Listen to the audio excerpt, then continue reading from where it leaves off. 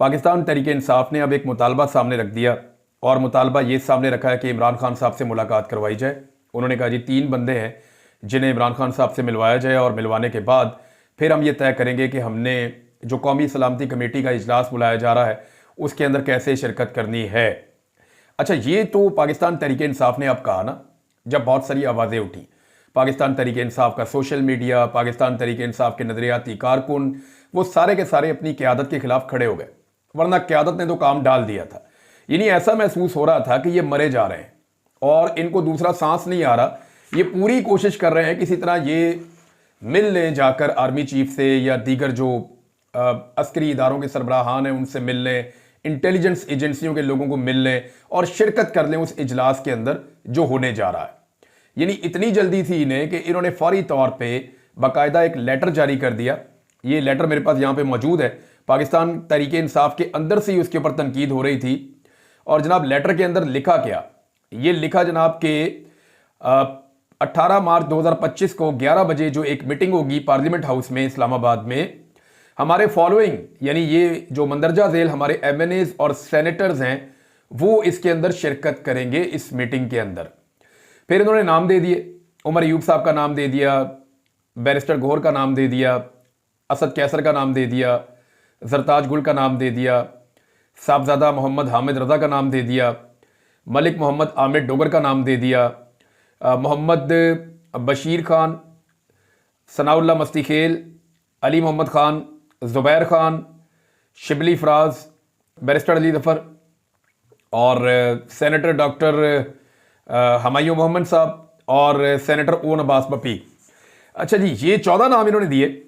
इनमें से 8-9 नाम जो हैं वो खैबर पख्तूनख्वा के हैं, लेकिन हैरत की बात यह है कि इनमें ज़्यादातर लोग जो हैं वो होम्योपैथिक हैं। यानी एस्टेब्लिशमेंट अगर खुद कोई लिस्ट बनाकर देती तो इससे मुख्तलिफ ना होती, मिलती जुलती यही होती। इक्का दुक्का लोगों को निकाल कर ज़्यादातर यही लोग होते, वो ये चाहते कि यही लोग आएँ और आकर हमारे सामने बैठे, क्योंकि फिर सुम्मुन बुकमुन यानी खामोशी के साथ बैठकर ये सुनने वाले लोग हैं, ये तो किसी किस्म की मुदाखलत में यकीन ही नहीं रखते और एस्टेब्लिशमेंट के साथ किसी किस्म का झगड़ा भी नहीं चाहते। अभी जो इस्लामाबाद के अंदर वहाँ कुछ जर्नलिस्ट हैं, उन्होंने मेरे से रब्ता किया, उन्होंने बताया, और ये वो जर्नलिस्ट हैं जो कीमतें अदा कर रहे हैं। वो जर्नलिस्ट हैं जिनको ऑफ एयर कर दिया गया है, जिन्हें सिर्फ इसलिए कि वो इमरान खान साहब की जो बयानात हैं या इमरान खान साहब का जो एक नैरेटिव है वो पाकिस्तान के लोगों तक पहुँचाने का काम कर रहे हैं, उस वक्त जबकि रियासत ने मना कर दिया। रियासत ने सख्ती से मना किया कि जी इमरान खान साहब की बात लोगों तक नहीं पहुँचानी। तो इन सहाफ़ियों को सजाएं मिली हैं, इनको नौकरियों से निकाल दिया गया है, इनमें बेशतर के ऊपर मुकदमात भी दर्ज हुए हैं। मुझे इन्होंने फ़ोन करके बताया कि जनाब इस्लामाबाद में इन्होंने एक अफ्तारी की पाकिस्तान तहरीक इंसाफ ने और फुल प्रोटोकॉल दिया उन सहाफ़ियों को जो एस्टेब्लिशमेंट के बहुत करीब हैं, और उनसे ये आइडियाज़ डिस्कस करते रहे कि कैसे हम एस्टेब्लिशमेंट के करीब हो सकते हैं, कैसे हम ये सारी सिचुएशन तब्दील कर सकते हैं, हमें रास्ता दिखाएं। अच्छा, इनको बेवकूफ़ों को इतना नहीं पता कि जिनसे ये उम्मीद लगा रहे हैं वो तो टाउट टाइप के लोग हैं। ये जब एस्टेब्लिशमेंट की आपके साथ सुलह होनी है तो इन्होंने साथ जहेज में आना है। ये वो सहाफ़ी हैं जिस वक्त एस्टेब्लिशमेंट की आपके साथ सुलह होगी तो ये पैकेज के साथ आएंगे, इनके ऊपर आपको मेहनत करने की ज़रूरत नहीं है। जिस वक्त एस्टेब्लिशमेंट कोई भी फैसला कर लेती है ये उस फैसले के साथ जाकर खड़े हो जाते हैं। नॉर्मली ऐसा ही होता है, आइंदा भी ऐसा ही होगा। तो अब जनाब मशवरा ये पाकिस्तान तहरीक इंसाफ को दिया जा रहा है और पाकिस्तान तहरीक इंसाफ ये बातें अंदर खाने कर भी रही है कि जनाब हमने बड़ी ज्यादतियां की हैं एस्टेब्लिशमेंट के साथ, हमने बड़ा जुल्म किया है, हमारी जानिब से भी गलतियां हुई हैं एस्टेब्लिशमेंट के खिलाफ, उनकी बातें ठीक हैं, हमें जो है वो अपने आप को ठीक करना पड़ेगा। यानी इमरान खान सोशल मीडिया की वजह से अंदर है, ये भी वो कहना शुरू हो गए। अब पाकिस्तान तहरीक इंसाफ में ये बात हर थोड़े दिन बाद किसी ना किसी बंदे के मुंह से बाहर निकलवाई जाती है कि जी सोशल मीडिया जिम्मेदार है इमरान खान साहब की कैद के लिए। हर थोड़े दिन बाद ये बात कही जाती है कि सोशल मीडिया की वजह से जो है, क्या सोशल मीडिया की वजह से इमरान खान की हुकूमत गिराई गई थी? क्या सोशल मीडिया, ये तो जनरल बाजवा को एक्सटेंशन चाहिए थी, तब तो सोशल मीडिया की कोई तनकीद भी नहीं थी, तब तो पूरा सोशल मीडिया एस्टेब्लिशमेंट के साथ खड़ा हुआ था। तो तब इमरान खान की हुकूमत क्यों गिराई थी? एक्सटेंशन के लिए गिराई थी, अपनी बका के लिए गिराई थी, अपने जाती मफाद के लिए गिराई थी, और सारी पॉलिटिकल पार्टीज इकट्ठी हो गई थी जनरल बाजवा के साथ। और फिर इन्होंने अमेरिका से भी साइफर आ गया, वो मामला भी बीच में रख लें। तो अब मामला यह है कि ये जो कहा जाता है कि इमरान खान सोशल मीडिया की वजह से अंदर है, तो ये बात नहीं है। इमरान खान की वजह से सोशल मीडिया पे एक अवेयरनेस फैली है, ये बात ठीक है, लेकिन आज अगर इमरान खान सियासी तौर पे जिंदा है तो उसके पीछे भी सोशल मीडिया है, और इमरान खान साहब खुद इस बात को ओन करते हैं। वो खुद ये कहते हैं कि सोशल मीडिया मेरा बहुत तगड़ा है और मेरा सबसे बड़ा हथियार है।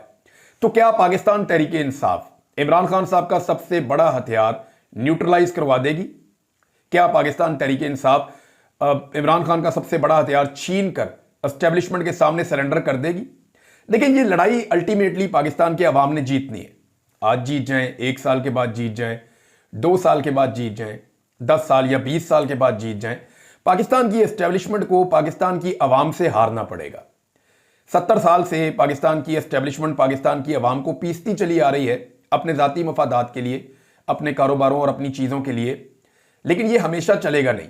अल्टीमेटली पाकिस्तान की एस्टेब्लिशमेंट को हारना पड़ेगा। अगर पाकिस्तान तहरीक इंसाफ ने यह फैसला कर ही लिया है कि उन्होंने ये लड़ाई नहीं लड़नी या इस लड़ाई में उन्होंने सरेंडर करने का फैसला कर लिया है, तो याद रखिएगा ये लड़ाई तो कोई ना कोई जीतेगा।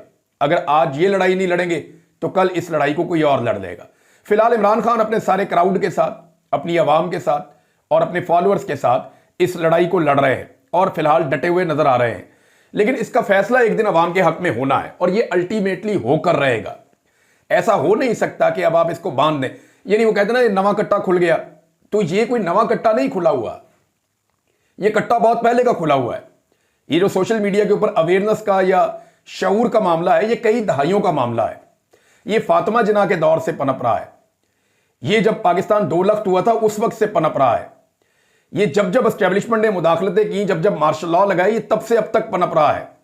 और अब क्योंकि सोशल मीडिया का दौर आ गया है तो ये एक बहुत बड़ा सांड बन गया है।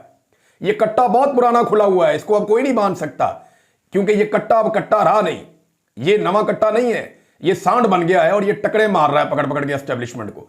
अब जो भी कोई इसके आगे से चारा उठाएगा या कोई बेईमानी करेगा, ये उसको टक्कर रसीद करेगा, ये होगा और हम ये होता हुआ देखेंगे।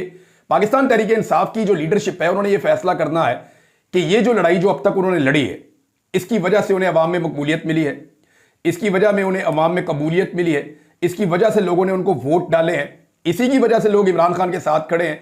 अगर उन्होंने इस लड़ाई में सरेंडर करना है या इमरान खान को सरेंडर पे मजबूर करना है तो फिर इनके पल्ले कख नहीं बचेगा। याद रखिएगा, मैं एक बात आपको बड़ी खुलकर आज कह देता हूं कि ये वो लड़ाई है जिसमें अगर आज इमरान खान साहब भी सरेंडर करेंगे ना, तो वो अपना बहुत बड़ा पॉलिटिकल लॉस करेंगे। हो सकता है वक्ती तौर पे लोग उनको जो है वो गुंजाइश दे दें, क्योंकि उनके मुकाबले में जो सियासतदान है उनका तो बेड़ा ही गर्क हो गया, उनके तो पल्ले कख नहीं बचा। लेकिन अगर इमरान खान साहब इस लड़ाई को मंतकी अंजाम तक नहीं लेकर जाते और एस्टेब्लिशमेंट को या मिलिट्री को उसके असल रोल के अंदर नहीं भेजते और फौज से सियासी इख्तियारात वापस नहीं लेते और एजेंसियों की सियासत के अंदर मुदाखलत बंद नहीं करवाते, पाकिस्तान के अंदर इंसानी हकूक की खिलाफ वर्जियां, जाली मुकदमात बनवाना या जबरी गुमशुदगियां, ये चीजें अगर इमरान खान साहब सेटल नहीं करते तो फिर इमरान खान साहब को भी इसी रद्द-ए-अमल का एक दिन सामना करना पड़ेगा। मेरे ख्याल में इमरान खान साहब ने बहुत कुछ सीख लिया है और पाकिस्तान तहरीक इंसाफ ने वो कुछ नहीं सीखा। इमरान खान साहब अगर कहीं कंप्रोमाइज कर रहे होते तो अभी बाहर होते, क्योंकि वो कंप्रोमाइज नहीं कर रहे, लिहाजा इमरान खान साहब के बाहर आने के इम्कानात भी इसीलिए कम होते हैं। नाज़रीन, पाकिस्तान तहरीक इंसाफ ने ये नाम उस वक्त दिए हैं जब पूरे पाकिस्तान में तहरीक इंसाफ के खिलाफ क्रैकडाउन चल रहा है। दहशतगर्दों के खिलाफ नहीं, पाकिस्तान तहरीक इंसाफ के सोशल मीडिया के खिलाफ कार्रवाइयां हो रही हैं। यानी ये नाम देने से पहले कम से कम आमिर डोगर साहब ने ये नाम दिए हैं, चीफ वहीं पे वो पार्टी के, वो इतना तो सोच लेते कि उनके कितने सोशल मीडिया के एक्टिविस्ट अभी उठाए गए हैं, क्या उनकी रिहाई नहीं हो सकती, क्या उन्हें छुड़ाना उनकी जिम्मेदारी नहीं है? लेकिन पाकिस्तान तहरीक इंसाफ ने जब बहुत ज्यादा तनकीद हुई और बहुत ज्यादा बौछाड़ हुई तो फिर वो मजबूर हो गए, उन्होंने कहा नहीं जी, हमारी इमरान खान साहब से मुलाकात करवाएं, हम इमरान खान साहब से मिलेंगे और मिलने के बाद हम फैसला करेंगे कि हमने इस इजलास में आना है या नहीं आना।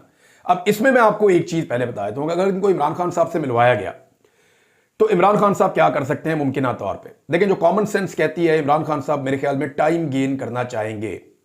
वो चाहेंगे कि पहले कंसेंसस किया जाए और अगर बाकी अपोजिशन जा रही है तो पाकिस्तान तहरीक इंसाफ जाए और अगर बाकी अपोजिशन नहीं जा रही तो पाकिस्तान तहरीक इंसाफ भी ना जाए। क्योंकि देखें, तहरीक इंसाफ के ऊपर ज्यादा दबाव तब पड़ा जब महमूद खान अचकजई साहब ने और स्टेटमेंट दे दिया, उनके साथ साथ अल्लामा राजा नासिर अब्बास साहब ने। इस पे जो है वो मोहम्मद जुबैर साहब ने रिपोर्ट भी किया हुआ है और बड़ा ज़बरदस्त उन्होंने रिपोर्ट किया है। मोहम्मद जुबैर साहब ये लिखते हैं कि पीटीआई सोलो फ्लाइट लेने के लिए तैयार थी। बैरिस्टर गोहर और दीगर क़यादत ने कल पार्लिमानी कमेटी के इजलास में जाने का फैसला कर लिया था, लेकिन अल्लामा राजा नासिर अब्बास और महमूद खान अचकजई डट गए।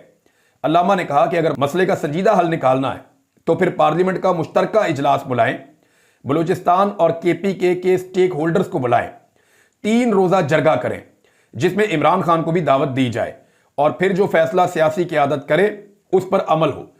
अगर कोई यह समझता है कि वो जो कहेगा और सब मान लेंगे तो इससे मसला हल नहीं होना।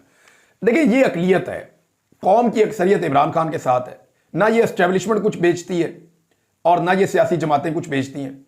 इवन अगर पीटीआई के लोग भी जाके बैठ जाएं तो इनकी औकात क्या है भाई? 70% से ज्यादा आवाम तो इमरान खान के साथ खड़ी है, तो सारे मानते हैं, हुकूमत भी मानती है, अपोजिशन भी मानती है, 2/3 अक्सरियत तो उसके पास है। तो पूरी कौम इमरान खान के साथ खड़ी है, उसकी इजाजत और उसकी कॉन्सेंट के बगैर आप पाकिस्तान का कोई बड़ा फैसला कर नहीं सकते। अगर आप करेंगे तो कौम उस फैसले को मानेगी, इसके लिए कोई शर्त नहीं है जब तक कि आप इमरान खान साहब से इजाजत ना ले लें या उनकी कॉन्सेंट ना ले लें। पाकिस्तान का बिलाखिर वो सबसे बड़ा लीडर है और उसके पास ये इख्तियार है कि वो पाकिस्तानी अवाम का फैसला करे। ये तो वज़ीर आज़म के पास भी नहीं है, वो बेचारा 17 सीटों वाली पार्टी है ना, जरदारी के पास है, उनकी भी थोड़ी सी सीटें हैं। उनकी तो सिंध में भी हुकूमत बहुत मुश्किल से बन रही थी, उनको बलूचिस्तान में भी बना दी, ऊपर सदर भी बिठा दिया, चेयरमैन सेनेट भी उनको दे दिया, तो उनकी तो मौजें लग गई। और आजकल ये लोग बंदरबांट कर रहे हैं कि जब पंजाब में आप मुझे इतना हिस्सा दे दें, सिंध में आप मेरे से इतना हिस्सा ले लें, इतने मुझे आप सवाबदीदी फंड दे दें, इतने अरब मुझे दे दो, इतने अरब मेरे बंदों को दे दो, गवर्नर को ये इख्तियार दे दो, उसको ये पैसा दे दो। इस चक्कर से बाहर पीपल्स पार्टी और पीएमएलएन आ ही नहीं रहे।